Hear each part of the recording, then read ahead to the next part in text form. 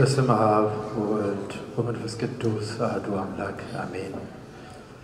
ክቡር አባታችን ርዕሰ ደብር ኃይለ ማርያም ደብረ ቀራንዮ መድኃኔዓለም ቤተክርስቲያን አስተዳዳሪ፣ ክቡር አባታችን መላከ ብርሃን ቀሲስ ታደሰ የደብረ ብርሃን ቅድስት ሥላሴ ቤተክርስቲያን አስተዳዳሪ፣ አባቶቼ ካህናት፣ ወንድሞች ዲያቆናት፣ የእግዚአብሔር ልጆች ምእመናት፣ ዘማሪያን ዘማሪያት ልጆቻችን፣ ሕፃናትና ወጣቶች ቸር በሆነው በአምላካችን በእግዚአብሔር ስም እንደምን አደራችሁ?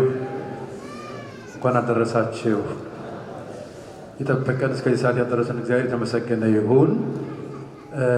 በዝማሬው ተምረናል፣ እግዚአብሔር እናመስግነናል። በቅዳሴው ተባርከናል። ሌሊት በማህሌቱ እንደ ቅዱሳን አባቶቻችን እንደ ሊቃውንቱ ስርዓት በቅዱስ ያሬድ ፈለግ የተተኩ ሊቃውንቱ፣ ካህናቱ፣ መዘምራን በሙሉ ሌሊት ሲዘምሩ አድረዋል። ማህሌተ እግዚአብሔርን ስብሐተ እግዚአብሔርን አድርሰዋል። እንደ መላእክት የሚያደርገንን ማህሌት ስንሰማ ነው ያደርነው ስናመሰግን። ይህን ያልከለከለን እግዚአብሔር የተመሰገነ ይሁን። ዛሬ የምስጢር ቀን ነው። ብዙ ምስጢር ያለበት የሚፈስበት የምስጋና ቀን ነው። እንደ መላእክት የምንዘምርበት ምስጋና ስንዘምር ስናናገር ብንውል ብናድር ይደክመናል እንጂ የማያልቅበት ስለሆነ ዛሬ ከሁሉ በላይ የደስታ ቀን ነው። ነፍስና ስጋ የታረቁበት፣ ኃጢአታችን የተደመሰሰበት፣ ክብር ያገኘንበት ዕለት ነው። ዛሬ ትልቅ ዕለት ነው። ወድቀን የተነሳንበት፣ ከአምላካችን ከእግዚአብሔር ጋር ሰው የሆንበት፣ ክብር ያገኘንበት ነውና በድጋሚ ለዛሬው ዕለት ለዚህ ቀን እንኳን አደረስን አደረሳችሁ። እነዝሐክሙ በማይ ንጹሕ ከመ ትንጽሑ እምርኩስክሙ የትምህርታችን ርዕስ ነው። እነዝሐክሙ በማይ ንጹሕ ወትነጽሑ እምርኩስክሙ ትንቢተ ሕዝቅኤል ምዕራፍ 36 ቁጥር 25 ላይ አምላካችን እግዚአብሔር ቀድሞ ስለ ጥምቀት ክብር ስለመጠመቁና በጥምቀቱ የምናገኘውን ክብር ሲነግረን ካናገራቸው ነቢያት መካከል ከብዙዎቹ ከነ ዳዊት፣ ኢሳይያስ፣ ከነ ዳዊት ከሌሎችም ሁሉ ነቢያት ውስጥ ዛሬ ትምህርታችን ርዕስ ያደረግነው ሕዝቅኤል የተናገረውን ነው። ትንቢተ ሕዝቅኤል ምዕራፍ 36 ቁጥር 25 በአማርኛ እንደዚህ ይላል። የጠራ ውሃን እረጭባቸዋለሁ፣ እናንተም ትጠራላችሁ፣ ከርኩሰታችሁም ሁሉ ከጣዖቶቻችሁም ሁሉ አጠራችኋለሁ ይላል። ስለ ቃሉ እግዚአብሔር የተመሰገነ ይሁን። በዛሬው ዕለት በዚህ ጊዜ ጌታችን ኢየሱስ ክርስቶስ ሌሊት ሲጠመቅ ብዙ ነገር ነው የተፈጸመው። ከሁሉ በላይ ጌታችን ኢየሱስ ክርስቶስ ለመጠመቁ ምክንያት የሆነው መወለዱ ነውና ጥምቀቱን ስናከብር የምንዘምረው መዝሙር ውስጥ የምናመሰግነው ምስጋና ውስጥ ሁል ጊዜ ተጠመቀ ከሚለው ጋር ምን አለ አብሮ ማለት ነው? ተወለደ እንላለን። ሳይወለድ አይጠመቅምና አያድነንምና ማለት ነው። ስለዚህ ልደቱን እናስባለን። በልደቱ አምላካችን ጌታችን ኢየሱስ ክርስቶስ ሰው ሆነ፣ ለዓለም ተገለጠ፣ የማይታየው ታየ። እናታችን እመቤታችን ድንግል ማርያም በጠባብ ደረት በአጭር ቁመት ወሰነችው። ጌታችን ኢየሱስ ክርስቶስ ከእመቤታችን ከድንግል ማርያም ፍጹም ሥጋ ፍጹም ነፍስ ነሳና ፍጹም ሰው ሆነ። በአምላክነቱ ምንም ሳይጎልበት ፍጹም አምላክ። ሰው ደግሞ ከምናደርገው መካከል ሰው ሆነን ማለት ነው፣ ከኃጢአት በስተቀር ፍጹም ሰው እና ጌታችን ፍጹም አምላክነቱ ፍጹም ሰውነቱ ታየ፣ ተገለጸ። ስለዚህ የመታየት ዘመን የመገለጥ ዘመን ዘመን አስተርእዮ ይባላል። ቴዎፋንያ ኤጲፋንያ ይሉታል አባቶቻችን በጽር። ይህንን ምስጢር አምላካችን እግዚአብሔር ያደረገውን ሁሉ ስናይ የበለጠ የታወቀው በጥምቀቱ ጊዜ ነው። ለዚህ ነው በዛሬው ዕለት በጥምቀት የማይታየው ታየ ያልነው ሁሉ የሚፈጸምበት ዕለት ነው። በምስጢረ ሥላሴ ትምህርታችን እንደምናውቀው ሥላሴ በስም በአካል በግብር ሦስት፣ በባህሪ በሕልውና በመለኮት አንድ እያልን ከልጅነት ጀምሮ የተማር ዛሬም ልጆቻችን የምናስተምረው የምናምነው እምነት ነው። ይሄ ነው። ይሄ እምነት በብሉይ ኪዳን ጀምሮ የነበረ አባቶቻችን ሲማሩት ሲያስተምሩት የነበረ ነው። ለአባቶቻችን እግዚአብሔር አንድነቱንም ሶስትነቱንም እሱ በፈቀደ ገልጾላቸው ነበረ በረድኤት። ዛሬ ግን በምስጢረ ጥምቀት ጊዜ በጥምቀቱ ጊዜ በዮርዳኖስ የተገለጸው በአካል ነው። ጌታችን ኢየሱስ ክርስቶስ በአካለ ሥጋ በዮርዳኖስ ይጠመቃል።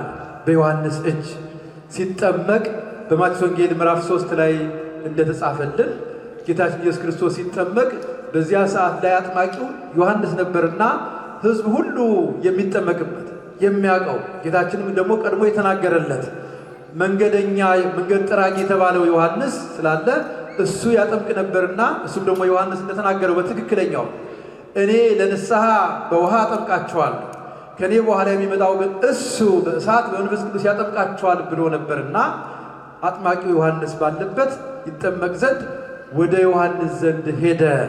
ሉቃስ ይህን ጽፎልናል፣ ማቴዎስም ይህን ጽፎልናል።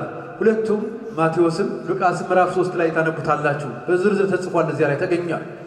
ይህን ሁሉ ካደረገ በኋላ ጌታችን ኢየሱስ ክርስቶስ ሊጠመቅ ወደ ዮሐንስ ሲቀርብ ዮሐንስ በትሕትና አምላኬ ሆይ አንተ ወደ እኔ ትመጣለህ እንጂ እንዴት እኔ ወደ አንተ ወደ እኔ መጥተህ እንዴት ትጠመቃለህ? እኔ ወደ አንተ ልመጣ ይገባኛል እንጂ ብሎ በትሕትና አይሆንም እንዳለው ተገልጾልናል፣ ተጽፎልናል። ያን ጊዜ ጌታችን ኢየሱስ ክርስቶስ አንድ ነገር አለው። ህድግ ምዕረሰ አንድ ጊዜ ስተው አለው። ለምን ይላሉ አባቶቻችን መተርጉማን? አንድ ጊዜ ቢጠመቅ ሁለተኛ አይደግመውምና። በቤተክርስቲያናችን ካሉት ምስጢራት መካከል በሕይወታችን አንድ ጊዜ ብቻ የምንፈጽመው ከማይደገሙ ምስጢራት መካከል ምስጢረ ጥምቀት ነው። ምስጢረ ሜሮንም ሌሎችም እንደዚሁ የማይደገሙ አሉ። ዋናው ግን ምስጢረ ጥምቀት የማይደገም መሆኑን ጌታችን ሲገልጽ ሲያስተምር ለዮሐንስ ለእኛም ሲነግረን በዚህ አንጻር ህድግ ምዕረሰ ብሎ ዮሐንስን አንድ ጊዜ ስተውልኝ ፍቀድልኝ አለው። ጌታችን ኢየሱስ ክርስቶስ በዚህ ሰዓት ፈቀደለትና ዮሐንስ አጠመቀው። ጌታችን ኢየሱስ ክርስቶስን ግን ዮሐንስ ጠመቀ። ጥያቄ አንድ አቀረበለት።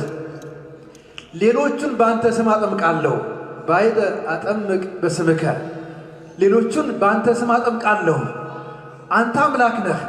በአንተ ስም እንዳላጠምቅ አንተ አምላክ ነህ። አንተን ማን እያልኩ ላጥምቅህ አለው። ተገቢ ጥያቄ ነው። አምላክነቱን አምኗል።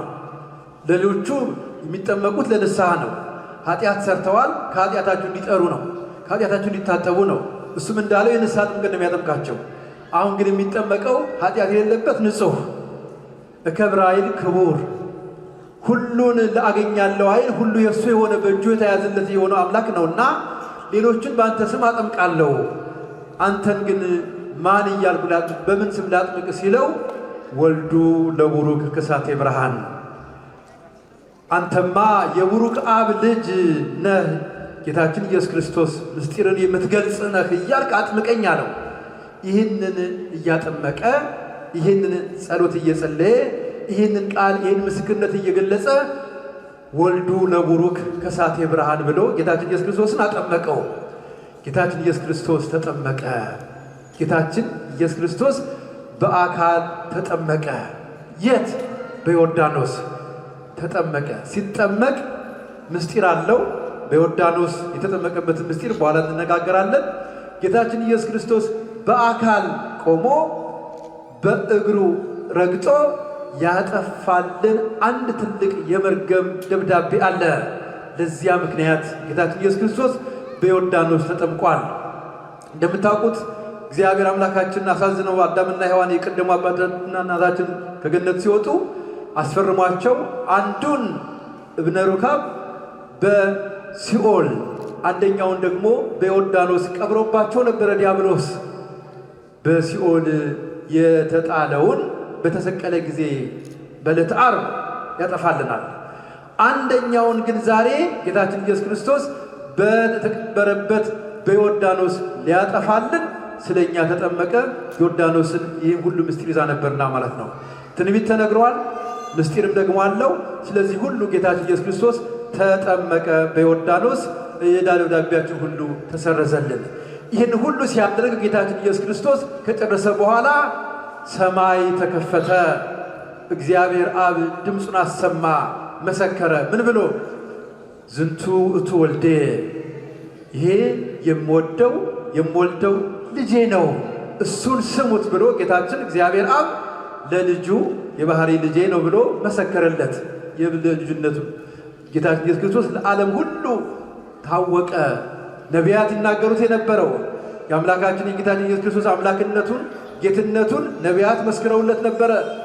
አሁን ደግሞ እግዚአብሔር አብ የባህሪ አባቱ አብ ልጄ እሱ ነው እሱን ስሙት ብሎ የባህሪ አባትነቱን መሰከረ ለዓለም።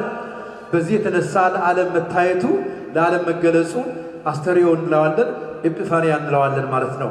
መንፈስ ቅዱስ በርግብ አምሳል በነጭ ርግብ አምሳል በራሱ ወረደና አረፈበት። ስለዚህ እግዚአብሔር አብ ተገለጸ፣ ቃሉንም አሰማ። እግዚአብሔር ወልድ በአካለ ሥጋ በዮርዳኖስ ተጠምቋል። ዮሐንስ እያጠመቀው ነው። መንፈስ ቅዱስ በርግብ አምሳል ጌታችን ኢየሱስ ክርስቶስ ሲጠመቅ ተገልጿል። ይህን እናያለን። ይህ ሁሉ ሲሆን ነው እንግዲህ ምስጢረ ሥላሴ ለዓለም ሁሉ የተገለጸው። አሁን የምስጢረ ሥላሴ መገለጽ የሥላሴ መታወቅ ምን ቁም ነገር ነው ይላሉ አንዳንዶች፣ እምነት የጎደላባቸው ሰዎች ማለት ነው እንጂ ትልቁ ነገር ነው እንጂ ዓለማትን ያጸና እግዚአብሔር አንድነቱን ሦስትነቱን ሰዎች አይተው መቆም ያልተቻላቸው እግዚአብሔር ዛሬ ግን በዮርዳኖስ ላይ አንድነቱንም ሦስትነቱንም ገለጸልን። አንድነቱ በባህሪ የማይከፈል ነው፣ በባህሪ የማይለይ ነው። አንዱ ትንሽ አንዱ ቀድሞ የመጣ አንዱ በኋላ የሚመጣ ሳይሆን ቅድመ ዓለም የነበረ ዓለምን ፈጥሮ ያለ ዓለምንም አሳልፎ የሚኖር ሕያው አምላክ መሆኑን የምናውቅበት የምናምንበት ነው። ይሄ አንደኛው ነው። አንድነቱን እናውቃለን። ግን ለብዙ ሰዎች ግልጽ ያልነበረው ለዓለም ግልጽ ያልነበረው ሦስትነቱ ነበረ። በማያሻማ መልኩ ጌታችን ኢየሱስ ክርስቶስ በ30 ዘመኑ ሲጠመቅ በዮርዳኖስ ዛሬ ያ ምስጢር ተፈጸመ። በመፈጸሙ የተነሳ አንድነት ሦስትነት ታየ። ቅድም በዝማሬያችን እንደገለጽ ነው ሊቃውንቱ ሌሊት በማህሌት ሲዘምሩ እንደነበረው ማይን ቀደሰልን። ሌሊት በማህሌቱ በተለይ ደግሞ በትምህርተ ተዋቱ ወማየ መንጽሔ ዘያን እያለ ሊቁ እንደገለጸው አባቶቻችንም እንደገለጹት በውሃ የመጠመቁ ምስጢር እጅግ ጥልቅ ነው። በአጠቃላይ ምእመናት እልል እያልን እናከብረዋለን። ሊቃውንት በማህሌት በዝማሬ በቅዳሴ ቃለ እግዚአብሔር ስብሐተ እግዚአብሔር ያደርሳሉ። ዲያቆናት በምስባክ በመራራት ምእመናን መዘምራት የሰንበት ትምህርት ቤት ተማሪዎች በሙሉ በእልልታ እንዘምራለን። ዛሬ መላእክት ዘምረዋል። እግዚአብሔር ደስ ብሎታል። እግዚአብሔር አምላካችን አንድነቱን ሦስቱን ለዓለም ገልጿል። በዚህ የተነሳ ሁላችንም ይህን ስናከብር ምን እናደርጋለን ብለን ነው ወደ ትምህርት ማጠቃለያ እየመጣው ነው። ዛሬ በዓሉን ስናከብር ምን ማሰብ አለብን? ወይ በዚህ በዓል እንዲህ ደስ ብሎ የምናከብረው ካህናት በዝማሬ በማህሌቱ በኢትዮጵያ ቤተክርስቲያን በሙሉ ሁላችሁ እንደምታውቁት የኢትዮጵያ ኦርቶዶክስ ተዋሕዶ ቤተክርስቲያናት ባሉበት በሙሉ በሀገራችን በኢትዮጵያ በውጭ ዓለም እኛ ያለበትን ጨምሮ በአውሮፓ በሌላም ሀገር ቢሆን በካናዳ በሩቅ ምስራቅ ቤትም ሀገሩ ቢሆኑ ጥር 10 ቀን ከተራ ሆኖ ጥር 11 ቀን ጥምቀቱን ዛሬ ያከብራሉ። ሁሉም በዓለም ላይ ያሉ ይህ ሁሉ ሲሆን ታላቅ ምስጢር ስላለ ነው። እጅግ ያገኘንበት ጥቅም ስላለ ነው። ምን አግኝተናል በጥምቀቱ ትሉኝ እንደሆነ በሶስት ዋና ዋና ነገሮች ትምህርታችንን እናጠቃላለን። ከኔ ጋር ናችሁ? እግዚአብሔር ከሁላችን ጋር ይሁን። እንኳን አደረሳችሁ። አሜን። በመጠመቁ ምን አገኘን? ጥምቀትን ስናከብር ለምንድን ነው የምናከብረው? ምን ስለሆነ ነው? የመጀመሪያው ልብ አድርጉ። የተነሳንበት የመጽሐፍ ቅዱሱ የትምህርታችን ርዕስ ማን ነበረ? ትንቢተ ሕዝቅኤል ምዕራፍ 36 ቁጥር 25 እነዝሃክሙ በማይ ንጹሕ ከመ ትንጽኡ እምርኩስክሙ የጠራ ውሃን እረጭባችኋለሁ እናንተም ከኃጢአታችሁ ከርኩሰታችሁ ሁሉ ትጠራላችሁ ብሎን ነበርና ለምን የጥምቀትን በዓል እናከብራለን ቢባል ከኃጢአት ከርኩሰት የተላቀቅንበት ስለሆነ በደላችን የታጠበበት ስለሆነ ኃጢአታችን የጠፋበት ስለሆነ ጌታችን ቀድሞ እኛን ለኃጢአት አልፈጠረንም፣ ለሞት አልፈጠረንም። እግዚአብሔር የፈጠረው እኛን ለሕይወት ነበረ። እግዚአብሔር እሰ ይገብረ ሞተ እግዚአብሔር ሞትን አልፈጠረም። አላ ረሲአን ጸውዕዎ ወአርክ አምሰልዎ ሰዎች ግን በደለኞች በደል ሲሰሩ ኃጢአት ሲሰሩ ሰዎች በደላቸውን በማብዛታቸው የተነሳ ሞት መጥቶባቸዋል ብሏል። አዎ መጽሐፈ ጥበብ ነው። እውነት ነው። በክብር ነበር የተፈጠርነው። ኃጢአት ሰራን፣ በደል በደልን። ግን ከነበደላችን ንቅር እንጥፋ ያላለ እግዚአብሔር ጥምቀትን አዘጋጀና በጥምቀቱ አዳነን፣ ከኃጢአታችን አወጣን። ተቀድሰን እንኖር ነበር በገነት። በኃጢአት ምክንያት ረከስን። ያ ርኩሰት ማንም የማያነጻው ነው። ያን ርኩሰት ነቢያት ሊያነጹት አልቻላቸው። ያን ርኩሰት ሰው ሊመልሰው አልቻለም። በኦሪት ይቀርብ የነበረው መስዋዕት ሊያነጻው አልቻለም። መስዋዕቱ እሱ፣ ሰዋይው እሱ፣ ተቀባዩ እሱ የሆነ መድኃኒዓለም ኢየሱስ ክርስቶስ መጣና ተገለጸና አዳነን። ያዳነን እግዚአብሔር የተመሰገነ ይሁን። የዕዳ ደብዳቤያችን ነበርና ደግሞ በሲኦል የተጣለው ያን እያየ ሁሌ አንገታችን ደፍተን ተሸማቀን ኖር ነበረ። አዳም ገብሩ ለዲያብሎስ፣ ሔዋን አመቱ ለዲያብሎስ ብሎ እግዚአብሔር አምላካችን እንዳይጠይቀው ዲያብሎስ ጽፎ በእብነ ሩካም አስቀምጦ ነበርና ያ የዕዳ ደብዳቤያችን የሚደመሰስበት ሁለተኛው ምክንያታችን ነው ደግሞ። ስለዚህ ዛሬ ለምንድን ነው የምናከብረው የጥምቀቱን ምክንያት ብለን ብንል የርኩሰታችን የታጠበበት የመጀመሪያው ነው። ሁለተኛስ የዕዳ ደብዳቤያችን የተደመሰሰበት ዕለት ነዋ። ዕዳችን የተሰረዘበት ዕለት። በእውነት ዕዳ ያለበት ሰው ሁሌ አንገቱን ደፍቶ ነው የሚኖረው አይደለም? አቀርቅሮ ነው የሚኖረው። በደለኛ ነዋ፣ ችግረኛ። አንድ ነገር በመጣ ቁጥር ዕዳውን ብቅ ይልበታል፣ ተጽፎ የሚኖር ይልቅ ደግሞ ጠላትህ ባላጋራ የሆነህ ባላጋራው የማይጠፋ የማይደክም ዲያብሎስ ሲሆን ከባድ ነው። በነገራችን ላይ በዓለም ካሉ ጠላቶች ሁሉ ኃይለኛ ጠላት፣ ከባድ ጠላት፣ የማይሸነፍ ጠላት ማን ነው? ዲያብሎስ ነው። ሁል ጊዜ የሚጥለንን እየፈለገ ይዘን እኛን ለመዋጥ ሁል ጊዜ እንደሚያገሳ አንበሳ በዙሪያችን ይዞራል። ባንዱ ብንዘጋበት ሌላ ቀዳዳ ይመን በፍጹም የማይሸነፍ ነው ዲያብሎስ ካልበረታን በስተቀር። ስለዚህ ያን የመሰለ ጠላት እኛን አስፈርሞን ዕዳችንን የት ቀብሮብን ነበረ? ሰው የማይደርስበት ዮርዳኖስ ጥልቅ ውስጥ እና በሲኦል ጌታችን እንደ ሰውነቱ ቆሞ ተረግጦ እንደ አምላክነቱ አቅልጦ ዛሬ በመጠመቁ ምክንያት አዳነን። እግዚአብሔር የተመሰገነ ይሁን። እልል ብላችሁ እግዚአብሔር እናመስግነው። እውነት ነው። ያ የዕዳ ደብዳቤያችን ተሰረዘልን። ሔዋን አመቱ ለዲያብሎስ የነበረው የሔዋን እርግማን፣ የአዳም በደል ዛሬ ተደመሰሰ። ጌታችን ኢየሱስ ክርስቶስ በአምላክነቱ አቅልጦ በሰውነቱ ረግጦ በሲኦል የነበረውን በተሰቀለ ጊዜ በዮርዳኖስ የተቀበረውን ደግሞ ዛሬ በጥምቀቱ ጊዜ አጠፋልን፣ ደመሰሰልን። ስለዚህ ዛሬ የነፃነታችን ቀን ነው። ስለዚህ ዛሬ ከበደላችን ነፃ የሆንበት ዕለት ነው። ሁላችሁ እንደምታውቁት ሰው በደል ሳይሆን ነፃነት ያገኘንበትን ቀን ያከብራል አይደለም? የድል ቀን ይከበራል። እንዲያውም ዛሬ በአጋጣሚ የታሪክ አጋጣሚ መገጣጠም ሆኖ በዚህ በአሜሪካ ደረጃ በፌደራል ደረጃ ዛሬ በመላው አሜሪካ እየተከበረ ያለ ቀን አለ። የማን ቀን ነው ታውቁታላችሁ? ለነፃነት የተከፈለ ለጥቁሮች እኩልነት የታገለ ማርቲን ሉተር ኪንግ ዴይ ይባላል ዛሬ ቀን አይደለም? የነፃነት ቀን ነው። ለምንድን ነው አሜሪካውያን ይህን የሚያከብሩት? ለምንድን ነው? የምን ምሳሌ ስለሆነ ነው? የነፃነት የእኩልነት። ይሄ ለሰው ነው። አስቡ። ይሄ ሰው ለሰው የፈጠረውን ልዩነት ለማጥፋት የተከፈለ ቀላል የማይባል ምንድን ነው? መስዋዕትነት ነው። በዚህ የተነሳ ዛሬ ቀን እሱን ያከብራሉ አሜሪካውያን። እውነት ነው። እኛም እያከበርን ያለን በሀገሩ ስላለን ማለት ነው። መልካም ነው። ወደ ኋላ እንሄድ። ወደ ነፍስ ባርነት ደግሞ ስንሄድ በእውነት የገባንበት ጦርነት የማያልቅ ነበረ። ከባድ ጦርነት ውስጥ ነበር የገባ ነው። ያንን ጦርነት አሸንፎ ጌታችን ኢየሱስ ክርስቶስ ጠላታችንን ጥሎ የተያዘብን የዕዳ ደብዳቤያችንን ሁሉ ዕዳችንን ከፍሎ ዕዳ ደብዳቤያችንን ደመሰሰልና ዛሬ በዚህ የተነሳ ነፃ ወጣን። ስለዚህ ዛሬ ለምን እናከብራለን? ልደቱን፣ ጥምቀቱን ነፃ የወጣንበት ዕዳ ደብዳቤያችን የተደመሰሰበት ዕለት ነው። ይሄ ትልቅ ዕለት ነው። በዚህ የተነሳ አዲስ ልደት አገኘን። ያችሁ አዲስ ልደት አገኘን። ሶስተኛው እሱ ነው። ልደቱ ምንድን ነው? ሁላችን እንደምናውቀው ከእናት ከአባት የምንወለደው ልደት አለ። ስጋዊ ልደት ነው። ሁለተኛው ልደት ግን ዛሬ የምንወለድበት ልደት ነው። ሁለተኛ ከእግዚአብሔር የምንወለድበትን ልደት ጥምቀትን ልደት ይለዋል። ይህንን በጣም ብዙ መምህራን ጽፈውታል።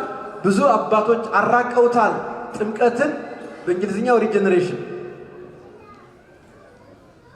በግዕዙ ሀዳስ ልደት፣ ሁላችን በምንሰማው በአማርኛችን ደግሞ እንደገና መወለድ ተብሎ የተረጎመውን አስፋፍቶ የነገረን ሊቁ ታላቁ ሊቅ ዮሐንስ አፈወርቅ ነው። በመጠመቁ ምክንያት በጥምቀቱ ሐዲስ ልደት አግኝታቸዋል ተብለናል። የእግዚአብሔር ልጆች ያ ልደታችን ዛሬ ጌታችን ኢየሱስ ክርስቶስ በልጅነታችን ላይ የመለሰልን ነው። ልጅነታችን ያንን ልደት የምናገኘው ምን በማድረግ ነው? በመጠመቅ ነው። ስለዚህ ልደቱ ሰጥቶናል ብለን አንፈጽም። ዝም ብለን በማየት ብቻ አይደለም። ጥምቀት ምን ማድረግ አለብን? ጥምቀት ምን ማድረግ አለብን? ራሳችን መፈጸም አለብን። ሴቶች በ80 ቀን፣ ወንዶች በ40 ቀን እንጠመቅና የሥላሴ ልጅነት እናገኛለን። ይሄ የልጅነት ጌታችን ኢየሱስ ክርስቶስ በ30 ዘመኑ በዮርዳኖስ ተጠምቆ በዛሬው ዕለት የመሰረተለት ዕለት ነው። ስለዚህ ልጅነታችንን ለማግኘት ጥምቀቱን እንወርሳለን፣ በጥምቀቱ እንከብራለን። በዚህ ጥምቀት ሁላችን ክብር የምናገኝበት ዕለት ነው። ይህንን ጥምቀት ዕለት የልጅነታችን የተመለሰበት ኃጢአታችን የታጠበበት ከኃጢአት ሁሉ የነጻንበት ዕለት ነው። በዚህ የተነሳ ጌታችን ኢየሱስ ክርስቶስ ያደረገልን ክብር ልብ አድርጎ የጠራ ውሃን ራጫቸዋለሁ እናንተም ከርኩሰታችሁ ትታጠባላችሁ ብሎ ነበረ። እውነት ነው። በልጅነት ያገኘነውን ጥምቀት የልጅነትን ጥምቀት አንድ ጊዜ እንጠመቅና አንደግመው። ነገር ግን ሰዎች በመሆናችን ምን እንሰራለን? ኃጢአት እንሰራለን። የምንጠመቀው ጥምቀት ከዛ በኋላ ምን ይሆናል ማለት ነው?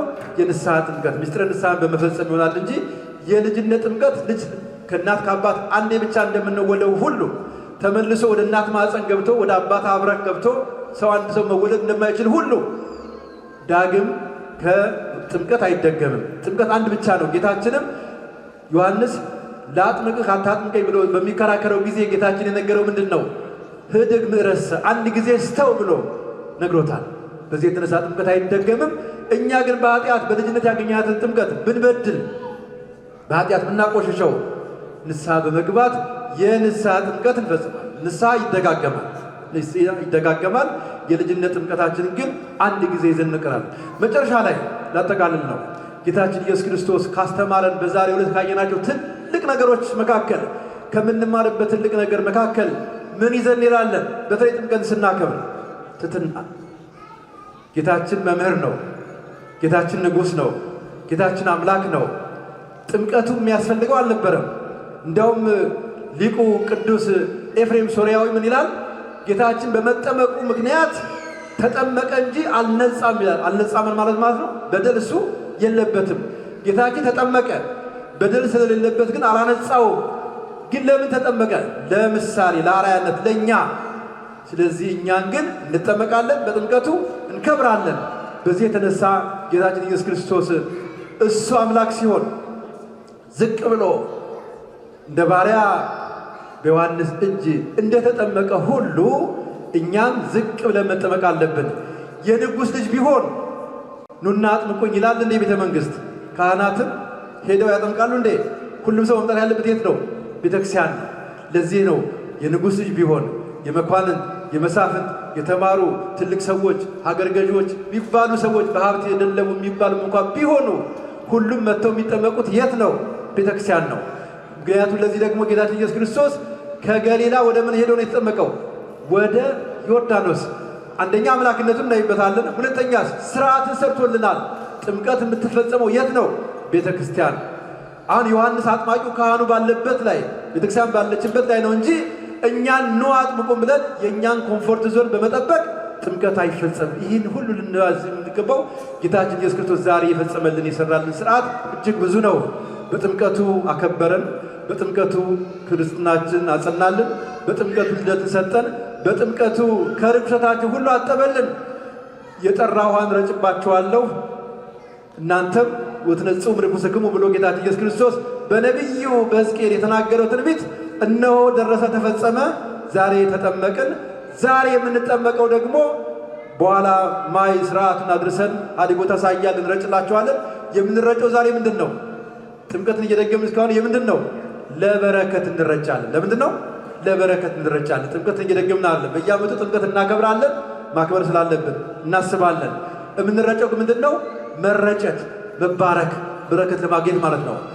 የአምላካችን ጌታችን ኢየሱስ ክርስቶስ ረድኤቱን በረከቱን ለሁላችን ያውልብን፣ ያሳድርብን። ምሕረት ይቅርታውን ሁሉ ይስጠን። እኛን ቸርነቱን አድርጎ ከኃጢአታችን አጥቦ ሁላችን አክብረን ዛሬ እንድንባረክ አምላካችን የፈቀደልን የተመሰገነ ይሁን። ዓመት ዓመት ያድርሰን። ሀገራችን ኢትዮጵያ በጽኑ ሰላም ይጠብቅልን። እኛን ሁላችን እንዲባርከን ይሁን። ወስብሐት ለእግዚአብሔር ወለወላዲቱ ድንግል ወለመስቀሉ ክቡር አሜን። እነዛክሙ በማይ ንጹሕ ከመ ትንጽኡ እምርእስክሙ። የትንቢተ ሕዝቅኤል ምዕራፍ 36 ቁጥር 25። ወስብሐት ለእግዚአብሔር አሜን።